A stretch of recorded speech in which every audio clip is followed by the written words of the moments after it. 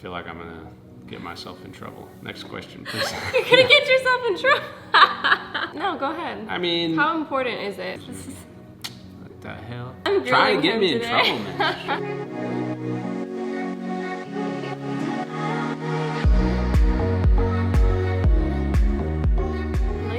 Welcome back to my channel. We're back with another husband and wife Q&A. This time we are home. We usually do these in the car because we like to have a little like day date. But today Jojo is asleep in his crib and we couldn't leave the house. So Here we are. are. The last one we did it, he was in the car, but he was asleep in the car, right? In the car seat? It was either the last one or the one before. But we made our coffee from home today. And I got my pour over, and you have your decaf iced coffee. Decaf iced oat milk vanilla latte, and I got the syrup that I like from the coffee shop that we usually go to, so I can make it at home. I have the questions on my phone that you guys asked on Instagram, so let's get into it. Let's go. This is a good one. Didn't sleep separation make you distant from each other? We don't sleep in the same room because Omar sleeps with Elena currently. Yeah. And I sleep in our master bedroom because Jonah still sometimes joins me in the bed. Yeah. So we're just kind of separated right now. Yeah, it is something that I feel like probably has affected our relationship, like subconsciously. We haven't slept alone in the same bed Since Elena was born. probably 6 pretty months much, old right? at least. Yeah. So yeah. It's been like over 3 years. Yeah, I think more so it affects our relationship when we can't get the kids down to sleep early. Yeah. We have our time together after they go to sleep. Yeah, and which is then very important. That's very for us. important. But when it's time to like just actually like go to sleep, we just don't sleep next to each other. Right. So I still feel like we get time alone together and we get to connect. That's true. But it's only like, it's really bad if the kids are not sleeping, like then we get like 0 time together. Yeah. So I guess, yeah, if we don't get that time, that's kind of when we notice. Like before when we Sleeping hadn't apart. sleep trained Jonah, which he is really not still sleep trained, but he's gotten better. I don't know, for the first 6 months at least. That's when it was really hard on our relationship because we had no alone time together at all. Jonah was always right here. Yeah. I mean, it depends on the couple, I guess, but I don't think actually physically sleeping next to each other makes your relationship better. I think it's just making sure you have So, time. in other words, I don't think it's made us distant. Yeah. Yeah, because that was what they originally asked, so. Yeah, but I do miss sleeping next to you. Yeah. We'll see when we're gonna be able to do that again. Maybe in a couple years, we'll see. How do you agree what to spend money on? Is one of you a spender? Lena's the spender. I guess I'm the spender. Yeah, I mean, if it's a big purchase, though, obviously, like, what do you say the threshold is? Like $500 or something? I feel like if we're going to spend more than $500 on something, we usually talk to each other about it. Yeah, I mean, for me, if it's like $200 or more, I usually talk to you about it. Yeah. Before I make a purchase. Yeah, it's good to have that threshold, that understanding. Like, hey, you're going to make a big purchase. Yeah, Let's at least just talk about it. Exactly. Yeah. Would you ever move to a different country, taking parents and all? Oh, wow. If we could take our parents, then 100% we'd move somewhere else. 100%. We'd be gone tomorrow. Yeah, if we could just pick up everybody and go. This is something we have been thinking a lot about the past 9 months. Yeah. We really would. Oh, Judge is There's awake. Jonah. Well, let's go. Let me go get him. Okay. We just got started, boy. No, we're only on question 2. You guys have to let us know if you were able to move all your family, would you move out of the U.S. if you live in the U.S.? Yeah. Because or one of these Western countries. I mean, obviously, I'm grateful for all the opportunities it has brought us. Yeah. I mean, there's no doubt. Yeah. I mean, it's brought my dad, my family, so much goodness. Yeah. But there's also It's so much It's evil. a lot of mixed emotion. Yeah. You know. I think ultimately, yes, we would like to Yeah. move. And we've been thinking about it, and we may or may not act upon it in the next few years or so. We'll see. Yeah, we'll see where life takes us. Yeah. If you live somewhere that you like to live besides the US, UK, and Canada, I guess, then just let us know. Yeah, let us know. Is it okay for the wife to have male friends and vice versa? Are you asking me personally? Yes, because I already know what I'm going to say. I would say no, not if you're married. That should be off limits. So here's the thing. We have people that we grew up with. Yeah. That's a little bit different. You know what I mean? Yeah, but you're not like personally texting them and talking to them regularly or anything. No, but like that's the people that you kind of grew up with that are not family by blood. You know, I would consider those people more like family, I guess. So friend cousin in or a something. way that, you know, like you met them in college or whatever, and I don't know. That's a little bit weird to me. Yeah, I would say no, and I'm very glad that Omar does not talk to any girls. Yeah. Actually, you used to talk to some girls, like coworkers and stuff, and like, I don't know, girls that you went to college with. Coworkers, you have to interact with people at work. Yeah. And that's okay. I think to me, like, obviously when you worked as a nurse. But I was going to say. But you were working with mostly women. Yeah, I was. But I was going to say it was when we first got married. And I remember seeing some messages. I think they were messaging you. It was like old friends from college or something. I literally blocked them. I had no idea. Yes, I did. Okay. And I'd do it again. Okay. I'm sorry if Lena blocked you. Imagine them watching this video. Yes, that was me. How do you reinforce that you are a team and there's no I did more attitude? That's hard, honestly. It's decaf. Start them young, right? Hey, it's okay. Elena took sips of my coffee this morning. Okay, does anyone else's kids drink some of their coffee? Or is I ours think gonna be messed up? most Arab people. I had my first sip of coffee when I was 8 years old, and it was the Arabic coffee. 8 years old. Your first sip? I highly doubt that. Yeah. That's probably the Well, only one that's you the first time I remember. remember. Yeah. Okay, what was the question again? Oh, how do we reinforce that we are a team? I think part of being a team, obviously, one person is usually making a sacrifice. So if you understand that concept. So I'm not gonna lie, after you have kids, at least for us, I felt a little bit of that as the mom, because you naturally just take on more motherly roles.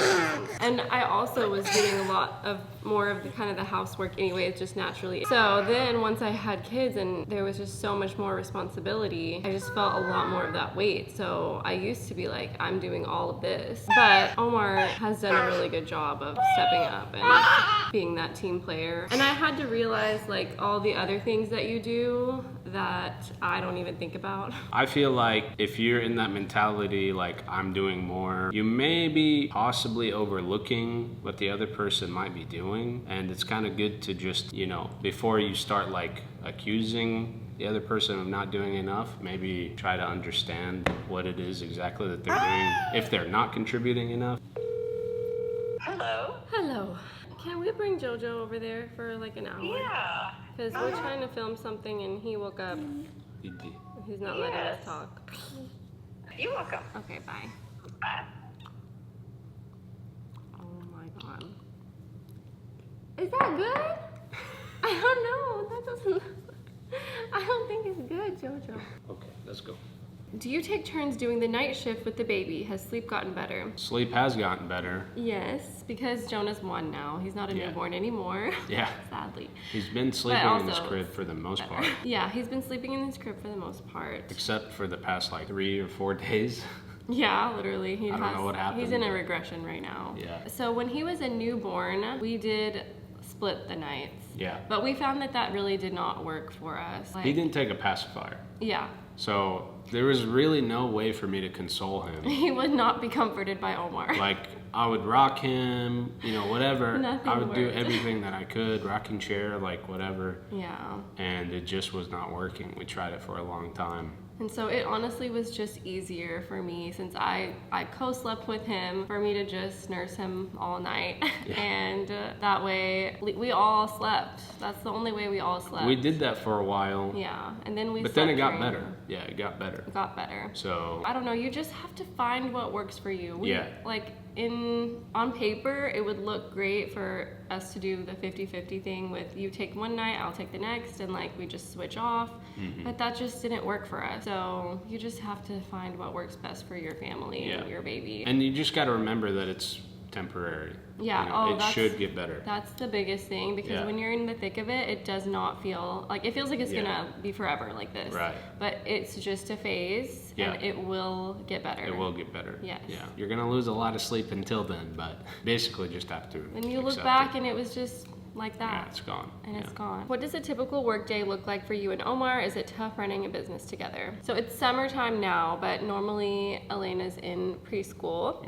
So we have like our morning routine, we get the kids ready, and Omar takes Elena to school, and he'll also usually take Jonah with him just so I can have some time to Yeah. like get ready myself after they leave. Yeah. Then I'll get ready and then I start computer work and just figuring out if I need to film something that day or if I need to edit something that day. So yeah, we usually work during the hours that Elena's at school up until like 3 o'clock.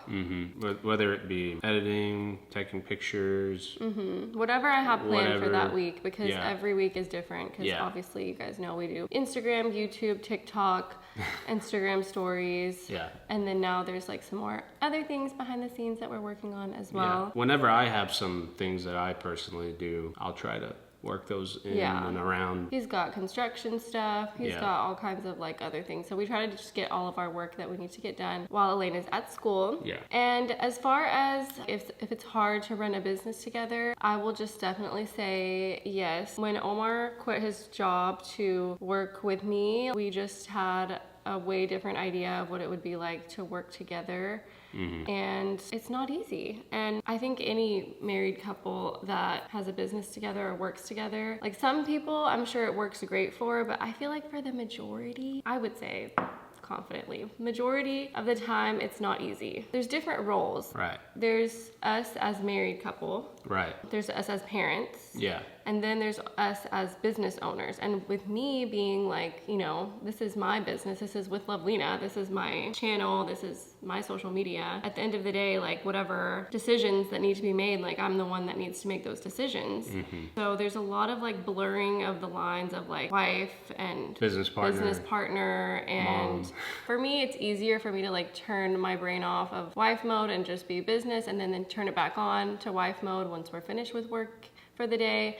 But I feel like it was harder for you to do that. I think it's primarily because I have other responsibilities. Whenever the work stops for you, it doesn't necessarily stop for me. True. So that's one thing. And Working another from thing- home and like just having all those boundaries being blurred, like work time and, you know, outside Yeah. of work time, and like it's just Like we try to everything have gets set work mixed. times, but that's just a suggestion. Like it's just Yeah. something we hope for. Yeah. It doesn't always work out. And there's a lot of times too that we're playing catch up on the weekends Or at night after the kids or at night sleep. after the kids go to sleep. So I mean, there are some weeks where we're working a lot, and some weeks, you know, get to like work with our schedule. That's why, I mean, the reason that, you know, Omar doesn't edit my videos anymore, and we just tried to kind of minimize the amount of work that he does for my business, is just because of that. Like, Yeah. we wanted to really have more of a separation between business and marriage. Yeah. And it has worked much better for us, honestly. Alhamdulillah. I still do.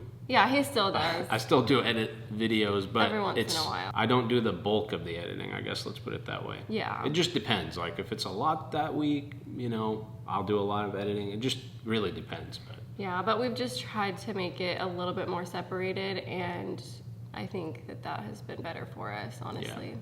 I agree. How long have we been married? 8 years? 7 years? I don't know why I can never remember. We got married in 2017. 2017. How many years So has that that's been? 7. Okay. Yeah. I feel like we've been married for 7 years for 3 years. So you're saying we've Every been married year for 10 I'm years? Every year I'm like, oh yeah, 7 years. Yeah. In Yeah, it's 7 been 7 years, we've had 2 kids, built up my business, we built a house. 2 houses. 2 houses, that's Technically. true. Because we built our first one too. Man, a lot. It's has been a lot. happened in the It's past been a 7 whirlwind. years. Yeah. We're ready to slow down. Yeah. What are some of your favorite memories together? I think definitely the trips that we've been on. Yeah, me too. Those are, like for me, the Italy trip, That was Greece really and Italy. amazing. Yeah, but right before we got pregnant with Elena. Yeah, I felt like that trip was like the right amount of adventure and relaxation. I want to go back so bad. Yeah, to your, Italy and your family's Greece. going. My family's going to Lake Como, Yeah. and I have so much FOMO from that. Yeah, we've got FOMO because we're not going, but No. that's okay. Yeah, we had enough with our Maldives trip. Yeah, we just got back and we don't necessarily want to do go Yeah. through the flights and stuff again. Well, my favorite memories together are when we had both of our kids. Like literally the moment they were born, and like us sitting there next to each other, like just looking at the baby and like looking at each other, and like I will never forget both of those moments. Yeah, of course. Those are my favorite moments. those are wonderful together. moments. Yeah. And obviously our trips. Yeah. I failed my 8-year relationship. How do I believe in love anymore? Oh, I'm so sorry that you're going through this. Yeah. I would just say, don't think of it as you failed. Yeah. Like, sometimes things just don't work out, and it's okay. Yeah. This happens to so many people, and you're not alone. I would try to understand what went wrong and then understand what you've learned from this relationship. Not only about like what you want in a partner, but about yourself. Like, Yeah. what did you learn about yourself throughout the 8 years? Because that's a long time. Yeah. You probably know enough about yourself now and what you want in another partner to hopefully find the right person. I would take a little bit of time, because 8 years in a relationship is a long time. It's going to take a long time to get over that. Take some time for yourself. Focus on you. Focus on what makes you happy. Find yourself. And I think that just give it a little time and you will be ready for that again. And again, don't feel like you failed. Sometimes you're meant to go through these things in life to learn things, and who knows what God has reasons for different things, you know. Right. And inshallah, you will be able to find the perfect person for you. Yeah. Don't give up hope. Just pray. And so sorry. That's just, It's tough. it's tough and devastating, but you will get through this. Yeah, you will. You will. Just take it easy on yourself and give it some time. Favorite quality in each other and biggest pet peeve? Since becoming a mother, I knew he was gonna say that. that's just I just love Really? how good of a mom you are. Aww. How much motherly instinct and motherly care and devotion and Oh, sweet, babe. like seriously, that's like the number one thing that always comes to mind with you. Well, in that's terms so of- sweet. Yeah. I feel like I'm a good mom. I think she's a great mom. Thank you. My favorite quality with you is just how you're someone that always has such good advice and so like comforting to talk to, and like, you're just my rock, you know. So those are my favorite qualities about you. That's nice. Just, That's good. you're I try to someone- be. You're someone that people can really look to for guidance, and Yeah. I'm just glad that our kids have that in their dad. Yeah, I hope I can continue being a source of good guidance and advice for them. You know, it's like now that I'm a dad of 2, that pressure just grows, you know. I know, like honestly today, I think it's because Jonah's getting older now and he's starting to become a little bit more like a toddler. Earlier today, they were both looking at me and they were both interacting with me, and I'm just sitting there looking at my 2 children like, oh my God, I have 2 kids looking at me. I'm the mom. All right, I'm the adult here. Yeah, scary being an adult sometimes. Okay, and biggest pet peeve. I'm curious to hear this. If you have one, then go ahead. Well, I can't really think of anything off the top of my head. My biggest pet peeve What? is that she either loses her phone, doesn't answer her phone, or That's the biggest pet peeve I have about myself. her phone is dead. One of those 3 I things. know, I hate that about myself. Is anyone else that way? Can it just not die? Like why Like can't this they is make like things the that most don't die? important thing for her business and everything, and yet Hey, I'm on 24%. it's only noon. I know. It should be full. It should be like at least Ah. 50% at this point. But no, I mean you do a lot of work on your phone, so I understand. But I don't think I charged it last night. of course, she's got a charger right by her bed. Yes. I pretty much put a charger like everywhere she goes. Yes, in her he life. does. Any path I go, there's a Yeah, charger in it. and it's still dead always. My biggest pet peeve is that you... Be honest. I can't think of something. I mean, you bite your nails. Yeah, I do that. That's it. Does having a lot of your personal life showcased online ever strain your marriage? I wouldn't say that it strains our marriage. Strains our mental health. It strains our mental well-being, Yeah. and therefore, I guess it indirectly affects our marriage just because we're on As a edge result, or whatever. yeah, like we get We're into more stressed. arguments and stuff like that. Yeah. So I guess, yeah, indirectly. We've thought a lot about this here in the past few months, and like while I love you guys, and I've shared everything from the past 10 years, literally. Yeah. But there's just some really hateful people out there, and it just makes me really reconsider like what I share online. And I feel like I have kind of pulled back a lot especially in the last year. Yeah, but also when we say everything, it's really only like 20 to 30% of our actual life. There's a lot of things that we don't share. Yeah. We share the highlights, essentially. I mean, I've been talking to Omar about this, and it's been something I've been really thinking about. And I think one thing I want to start doing pretty soon is start fading the kids out of my content. Not that I'm not going to share mom stuff anymore. There's really no point in having them online. I don't want to put an online persona or footprint that they have no control over, in the future. I don't know, it's just such a tricky thing for me. Yeah, it is kind of a tricky thing, Because I share my life and they are the biggest part of my life. So I really feel like I barely show them, but still I do, so. Yeah, for the amount of time essentially that we spend with them and that they're around us, we don't really show them that much. In my opinion, but I already have made this decision. I just don't know how to stop, I guess. It's just gonna happen organically. Yeah. Anyways, that's something that we've talked about, is just taking our kids out of my content. Yeah. I feel like that's how I grew such a close relationship with you guys, is sharing my life and sharing things with you guys. So I don't even know how not to share. Yeah, with you it's guys. going to be an adjustment. We'll see how things kind of shift with my content, but I feel like just more now, I value having a little bit more privacy, just especially with my kids. Yeah, I agree. Tips for that tough postpartum period so it doesn't negatively impact your marriage. That's a good question. You just have to know that it's temporary. That's the biggest thing, because it may impact your marriage in the moment, but you can't think that that's going to be forever.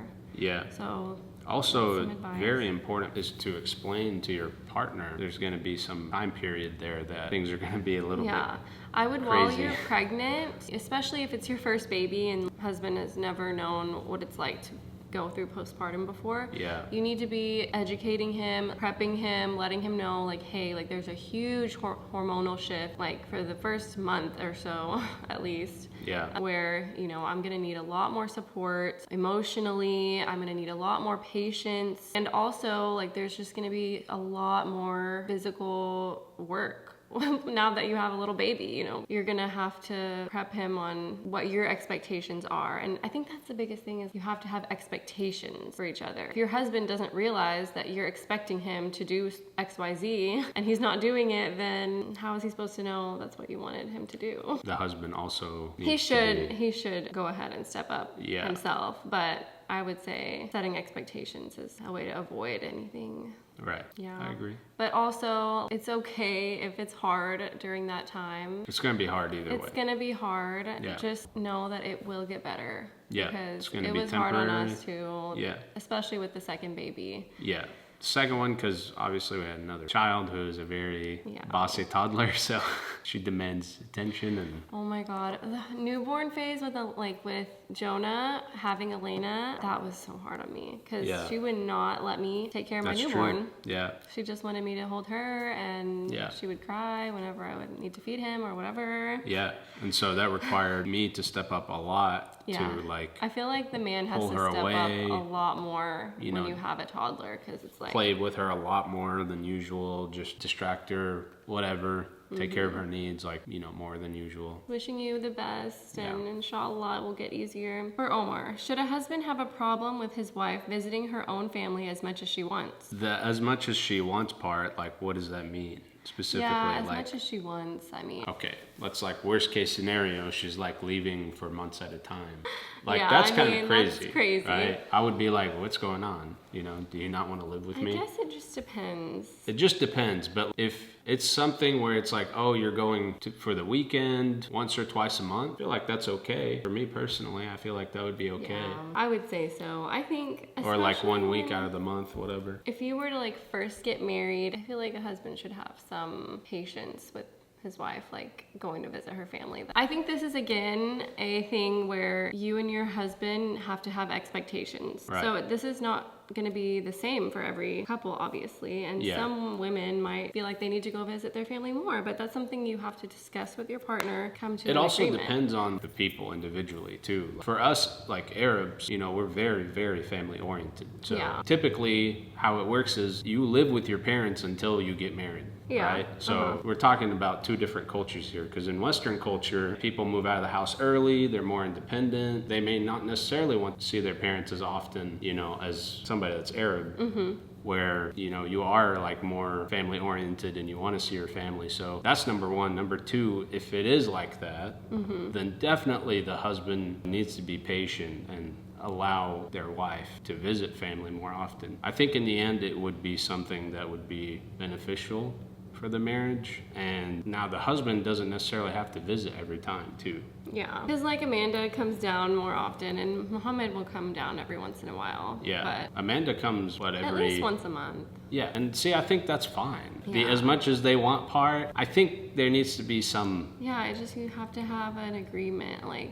I feel like. Personally, I would say sure, as much as you want, but then like when I figure out how much that is, then maybe try to reel it in a little bit and be like, hey. If it's every weekend and you don't have any time to spend with each other, then I could see how that would be too much. Yeah. You know, come on, once a month. I don't know. That should not be a problem if it's only that much. Do you have plans to expand your family? Love you guys. Always with this question. I know, it's asked every time, but the last time I talked to Omar about having a third baby, he was like completely just not even into that idea at all, which really shocked me because I thought the last time we talked about it. It's not that I'm not into the idea. My position has been consistent. Really? I have not changed my position. Really? Yes, really. What I said was, I'm not going to think about it, okay, until Jonah turns 3. Like, until his third birthday in 2 years.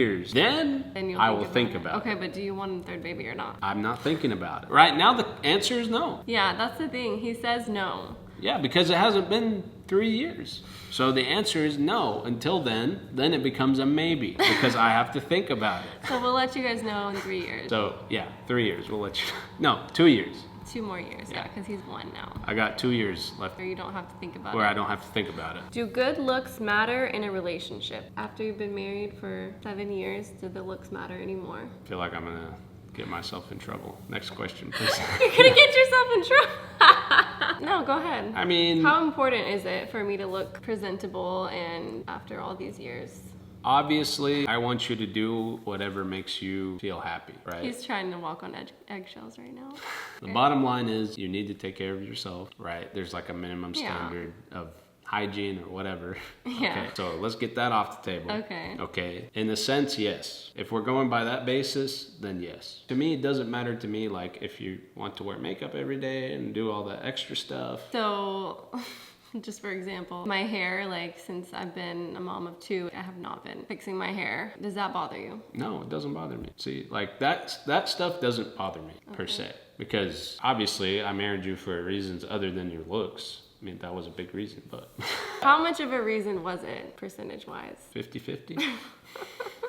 I don't know. Yeah. I mean, you're beautiful. What am I supposed to say? And I still think you're beautiful. But I don't necessarily think that you have to try so hard. I feel like it's important to put effort into yourself, even when you're in a marriage. After you've secured the man, I think it's important to like take care of yourself and put effort so that you can continue making your husband happy. And I feel like it makes a big difference, I think. Yeah. So I guess we both agree that yes, it's important, but we just have varying levels of... Do you ever think like when you're mad at me or anything, oh, well, at least she looks good? Or I would probably be more mad if you didn't look as good. I don't think I've ever thought that. Because like I said, it does not matter to me. Maybe subconsciously I put up with stuff. Put up with stuff because you think I'm pretty? Maybe, I don't know. I never thought about that before, honestly. So it doesn't matter if you're pretty, ladies. He still won't give you any slack for that. I'm just trying not to get in trouble here. Again, it just depends on what matters more to you. There. Omar's not going to answer this question. I answered it. What do you do to keep the spark and interest with 2 kids always around? Oof, that is hard. But I think like... Yesterday we were hugging. Elena goes, "Stop hugging Baba." Yeah, stop hugging Baba. She's always been like that. Yeah, literally. It's little things like that, you know, like it's hugging, just the little things kissing, throughout just the day. Yeah. Whenever you get that chance to, you know, give compliments, just like reinforce. Yeah, I learned a lot from therapy, honestly, and what my therapist kind of talked to me about is just you have to do those little things during the day. Like it's it's not always the big moments like the date nights and the trips together and stuff. Like it's those little things like bringing you a snack or you giving me a compliment or whatever. Those are the things that really help bring that spark in your marriage. Right. Qualities a man looks for in a woman when seeking marriage. The thing is, like, we're not the best people to ask because we met when we were so young. Yeah. I feel like Omar did not know, he was not thinking like, what qualities am I looking for? Or like, did you think that? No, definitely I was thinking that. Oh, really? I mean, we were kind At of 15? mature. Yeah, we were mature for 15. We were pretty mature for our age, I feel like. Yeah, I was thinking about those things. I think, like, if I were to get married today... Would you choose me again? Yes, of course I would choose you. What the hell? I'm trying to grilling get him me in today. trouble, man. She's trying to get me in trouble. Why would you say no? I don't even know why I asked that. So if I were to get married today, based off of what I would want for me in my life, what kind of partner, I would look for, you know, somebody who might become a good mother, Do you have think you're those saying traits. that now because you're a dad, or? Well, no, because I always wanted kids. Yeah. So, you know, I want somebody who's going to be a good mother to my children. How did you know that I was going to be a good mom? One characteristic of that is how caring they are, right? Okay, yeah. How compassionate they are. Are they nurturing? Yeah, that makes sense. You know, loving. That's the most important thing to me personally. So if you can find somebody who can be a great mom, then she's gonna be a great wife. That's kind of my mentality. But I can't speak for every man. So there are a lot of men out there who don't want any kids. So, True. you know, they may seek a partner who's more career oriented, or if you really get down to the nitty gritty, there's going to be a lot of things that are very specific to the person. So something I was reading up on a lot, and I did a video kind of talking about this very briefly, but it's all about like the difference between masculine and feminine energy. Mm-hmm. And I think those feminine traits, and you mentioned it, it's like nurturing and that light, vibrant energy. That is kind of what a lot of masculine men, that's what they are looking for in their spouse. Someone who can really bring them peace and comfort. Would you say that's correct? Yeah, that's the easy way to say it. Yeah. One thing you could tell your newly married self, buckle up. It's gonna be a long, crazy ride. I mean, there's a lot of things I wish I could tell myself. No wife is perfect, and you know, I've learned a lot since I became a wife, and I wish that there were things that I could have guided myself and told myself, like when I first got married. I think one of those things would just be, since I am such a independent person who's very driven, and I have my own goals and I have my own things that I'm working on, I just would have told myself to make sure that I'm also putting Omar's goals and all the things that he's working on at that same level and same importance as my own. I had a tendency to be so focused on what I was working on that I was blinded. I wish I could go back and change that, but... I think for me, coming into a marriage, I kind of had expectations that there's going to be good times and there's going to be bad times. Just reinforce the fact that, hey, there are going to be bad times, but they're always followed by good times. Like with hardship comes ease. Right. So just, I guess, telling yourself to remember that. Yeah, remember that when things are going well. Anticipate the bad. Not anticipate the bad, but just when things are going well, just to tell yourself to be grateful for the good times, essentially.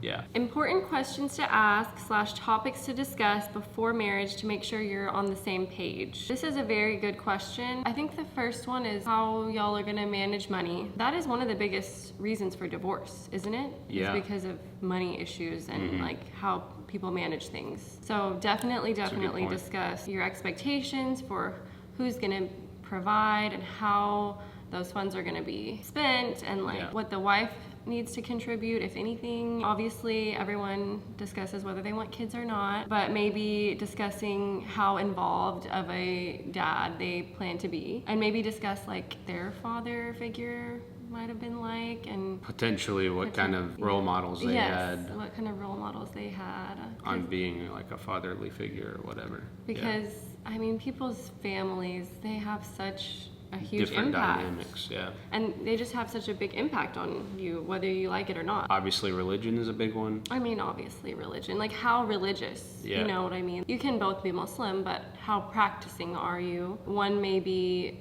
very devout in their faith and another maybe not really on that same level yet. And it's okay if you're not on the same level. I think you can still make it work, but you just have to know you can't force somebody. Right. You know, you kind of just have to be okay with whatever level they're at and be willing to grow together. It's important to know whether they truly want to grow. If that's what you ultimately want in a partner, think about kids and raising your kids and all that stuff. Like, you have to think about those things. Because do you want somebody who is religious? Because they're going to be contributing to teaching them the religion and they're stuff. going to be your kid's role model. They're going to be looking to dad. Like, does he pray? Does he fast? I mean, those are like the basics, but also like, is the dad going to be able to actually teach the children different Islamic concepts and things like that? So that's a big one, obviously. Yeah, politics. Yeah. Nowadays, right? Yeah. Now you just have to understand you're not going to always align on everything, but you just have to understand where your tolerance level is. Like, are you willing to tolerate somebody who has a different view on whatever it may be? You have to understand how you feel on those issues, because they might be polar opposites, but they could be the perfect partner for you otherwise. Discussing relationships that they have with their family. Oh yeah, because family. once you get married, you marry into their family too. You're not just marrying that person. So you need to know ahead of time, That's a good how point. involved are we going to be with your family and how involved am I expecting you to be with my family? Right. Those are like kind of the biggest things Those off are the the top of biggest our things, heads. yeah. Thank you guys so much for watching. Thanks for sending in your questions. That's some good questions Those today. were, I feel like it was a good conversation. Yeah. So love you guys so much. Let me know if you guys want to see more of these kind of videos on my channel. I feel like we should do them like once a month. Yeah, we probably should. Or once Let every us 2 know months, what I you don't know. think. And we will see you guys in my next one. Bye.